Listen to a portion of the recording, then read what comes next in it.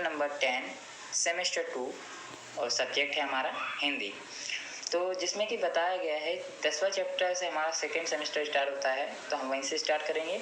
जो कि 10 चैप्टर है वो कि गंगा की लहर है, तो जिसको लिखा है डॉक्टर हरिवंश राय बच्चन जी ने। तो हम इसके बारे में चर्चा करेंगे असल क्या है इस कहानी के अंदर। तो सबसे पहले बच्चन जी का जन्म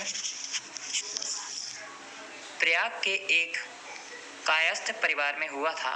उन्होंने इलाहाबाद विश्वविद्यालय में अंग्रेजी के अध्यापक के रूप में कार्य किया और कैम्ब्रिज यूनिवर्सिटी से अंग्रेजी साहित्य में डॉक्टरेट की उपाधि प्राप्त की। दिल्ली स्थित भारत सरकार के विदेश मंत्रालय में हिंदी के विशेषज्ञ के रूप में कार्य किया। वे राज्यसभा के मनोनीत सदस्य भी थे।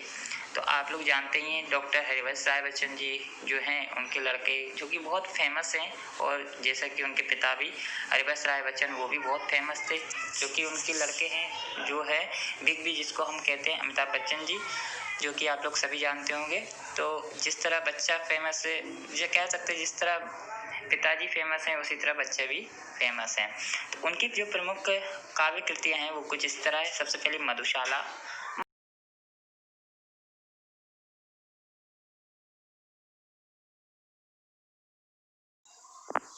निशा, निमंत्रण, क्या भूलूं क्या याद करूं, नींद का निर्माण फिर से, नीड़ का निर्माण फिर, वसेरे से दूर आदि इनकी आत्मकथाएं गद्य कृतियां हैं। कवि गीतकार के रूप में प्रतिष्ठित बच्चन जी ने बहुत सी लोकगीत भी लिखे हैं। इन लोकगीतों में उत्तर प्रदेश के ग्रामीण जीवन की सहज मिठास भी है और आंचलिकता का पुट भी है। प्रस्तुत लोकगीत में भारत का प्रमुख नदी गंगा का वर्णन और उनकी प्रशंसा की गई है। कहने का मतलब ये है कि जो कि चैप्टर है वो गंगा जी के बारे में है। गंगा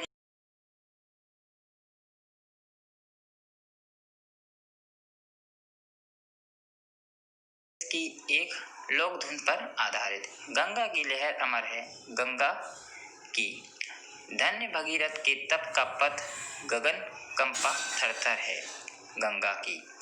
तो इसमें कहने का मतलब ये है, कवि हमारे ये कहना चाहते हैं कि गंगा की लहर धारा अमर है और भगीरथ की तपस्या से आकाश थरथर कांपने लगा। दूसरी पंक्ति है, गंगा की लहर अमर है, नभ से उतरी पावन पुत्री, दृढ़ शिव जूट जकड़ है, गंगा की लहर अमर है। तो दूसरी पंक्ति में कवि जी यह कहना चाहते हैं कि गंगा की जो लहर है वो अमर है। भगीरथ की तपस्या से प्रसन्न होकर गंगा आकाश से पवित्र पुतली प्रतिमा की तरह उतरकर भागीरथ यानी भगवान शंकर की जटाओं में समा गई थी। भगीरथ के कहने पर उन्होंने कठोर तपस्या के कारण बांध न शंकर अपने सिर पर, बांध न शंकर अपने सिर पर, यह धरती का वर है, गंगा की लहर अमर है। तो तीसरी पंक्ति जो है उसमें बच्चन जी कहना चाहते हैं कि गंगा का वर्णन करते हुए कहते हैं कि गंगा की धारा तो पवित्र है, अमर है, भगवान शंकर गंगा की अपनी जटाओं में नहीं रोक सके, क्योंकि गंगा तो धरती का आशीर्वाद है और भगवान शंकर की जटाओं से पृथ्वी पर आ गई। तो कहने का मतलब ये है, सबसे पहले जो गंगा जी है वो भगवान शंकर की जटाओं में थी, उसके बाद गंगा जो शंकर भगवान है उनकी जटाओं से निकलकर धरती लोक पर विराजमान हुई थी। ठीक है, आगे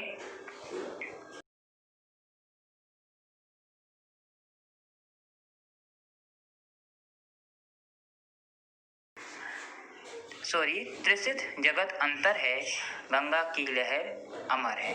तो कहने का मतलब इससे ये होता है कि जो लहर है गंगा जी की वो अमर है और पृथ्वी जरा हट मत कर अपने ऊपर धारण करो, क्योंकि ये संसार का प्यासा है। ठीक है, तो क्योंकि गंगा है जो कि सभी की प्यास बुझाती है, जीव हो, जंतु है या प्राणी या मनुष्य हो, सभी की बुझाती है।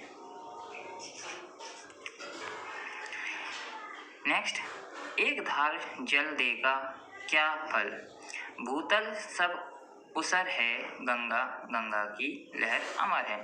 तो इसमें कवि बताना चाहते हैं कि गंगा की लहर यानी अमर धारा बंजर जमीन को हरा भरा और फलित करेगी, अर्थात जो जमीन बंजर है उसे गंगा सिंचित कर उपजाऊ बना देगी। मतलब जिसपे वृक्ष या फसल नहीं उगाई जा सकती है उससे भी गंगा पवित्र करके उसमें फल उगा देने की क्षमता रखती है, ऐसा कवि कहना चाहते हैं।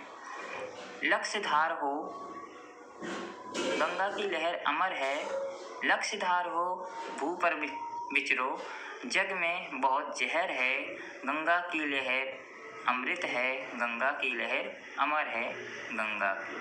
तो कहना चाहते हैं कवि इस लास्ट पंक्ति में कि गंगा की लहर अमर है, हे गंगा मैया इस पृथ्वी पर लाखों धाराओं में बहो, क्योंकि संसार में विष मतलब जहर बहुत है, इससे हमें अपने अमृत रूपी जल से दूर करो, क्योंकि गंगा की धारा अमृत है और गंगा की धारा अमर है। तो इस पाठ से हमें ये सीखने